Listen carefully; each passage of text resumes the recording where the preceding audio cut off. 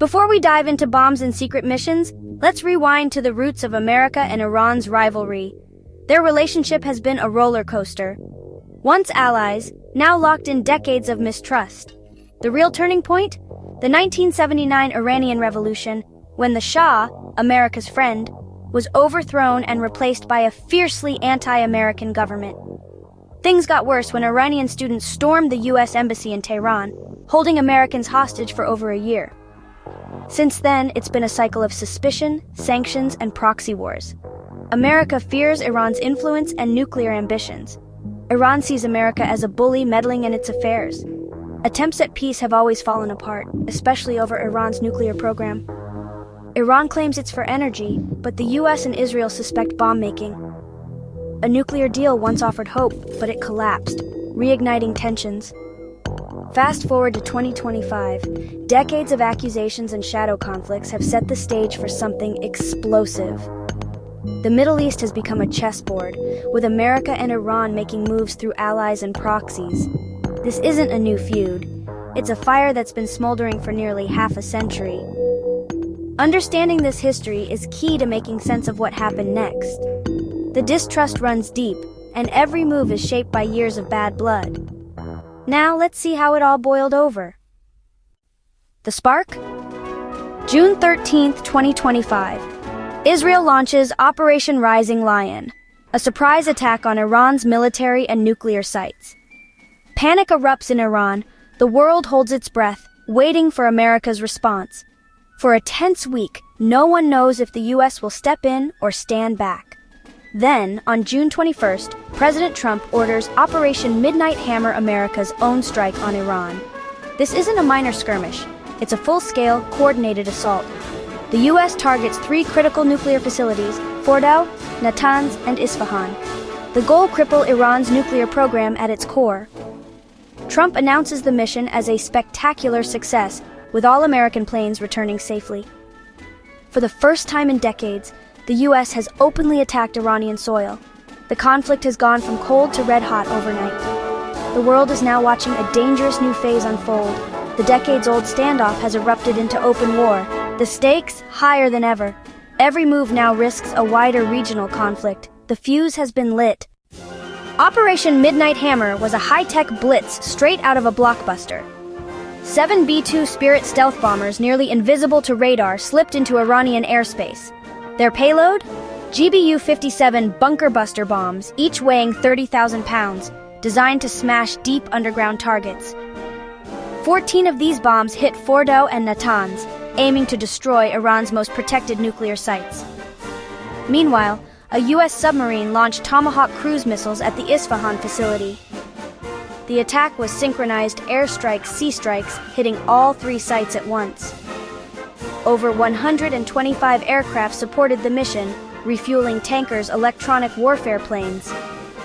The Pentagon later released satellite images of massive craters, claiming Iran's nuclear program was set back years. Trump praised the flawless execution, no American losses. The operation was a show of overwhelming force and precision. Iran's defenses were caught off guard. The world saw just how quickly things could escalate. The message: America could strike anywhere, anytime. Why did the U.S. strike? Officially to stop Iran from building a nuclear bomb. Washington argued that Iran was too close to the finish line, and all other options, diplomacy, sanctions, had failed. The bombing was framed as a last resort to prevent a global threat. Supporting Israel was another key reason. After Israel's attack, the U.S. wanted to show unity with its ally. The White House called it a defensive move based on intelligence that Iran was on the brink of nuclear capability. Trump hinted at bigger ambitions, mentioning regime change, though the Pentagon insisted it was just about nukes. This mixed messaging fueled debate. Was it about stopping bombs or toppling Iran's leaders? Critics questioned the true goal, but the administration stuck to its line. This was about security. The strikes were sold as a necessary evil to keep the world safe. Allies cheered, but many remained skeptical. The official story was clear, but the real motives were up for debate. The world was left guessing about America's long-term plan. The ambiguity only added to the tension. Iran's response? Outrage and vows of revenge. Leaders condemned the attacks as terrorism and violation of sovereignty. State TV showed massive crowds chanting anti-American slogans. Iran downplayed the damage but promised crushing response, putting the region on edge. Israel celebrated, while Saudi Arabia quietly approved. Europe called for restraint, fearing a wider war and economic chaos. Russia condemned the strikes, warning they'd unite Iranians and risk drawn-out conflict. China urged diplomacy, criticizing use of force. The UN called for ceasefire, but with US holding veto power, little could be done. The world split. Some saw strikes as necessary, others as reckless. Oil prices soared and global nerves frayed. The Middle East was now a powder keg. Everyone waited for Iran's next move. Back in America, the strikes sparked massive protests. The No Kings movement, already critical of Trump's leadership, exploded in size. On June 14th, Trump's birthday and the Army's anniversary, millions marched in over 2,000 cities. Protesters were furious that Trump acted without Congress, calling it undemocratic and dangerous. Memories of Iraq and Afghanistan fueled fears of another endless war. Chants of no more wars and calls for diplomacy filled the streets. The flagship protest in Philadelphia drew huge crowds, symbolizing a fight for democracy. Over 5 million participated nationwide, making it one of the largest protests in recent history. The demonstrations were peaceful, diverse, and deeply anti-war. Protesters weren't pro-Iran, they were anti-escalation. The country was deeply divided over the decision to bomb Iran. The protests showed just how controversial the strikes were at home. America's own democracy was being tested. Not all Americans opposed the strikes, many supported them as necessary for security. Supporters saw Iran as a threat, backing Trump's show of strength. They believed waiting was riskier than acting, trusting the administration's warnings about Iran's nuclear ambitions. Rallies in support of the president featured flags and slogans like "Peace through strength." For them, the strikes were patriotic and protective. Critics, including the No Kings protesters, called the bombing illegal and reckless. They argued it killed any hope for diplomacy and risked a wider war. Critics warned that Iran's nuclear knowledge couldn't be bombed away, it would just go deeper underground. Even some Republicans questioned Trump's strategy, asking, what's the end game? Was there a plan for what comes next, or just chaos? The nation was split, with passionate arguments on both sides. The debate was fierce and the future uncertain. America was at a crossroads. June 23, 2025. The world is on edge after Operation Midnight Hammer. The US and Iran are in open conflict, something few thought possible weeks ago.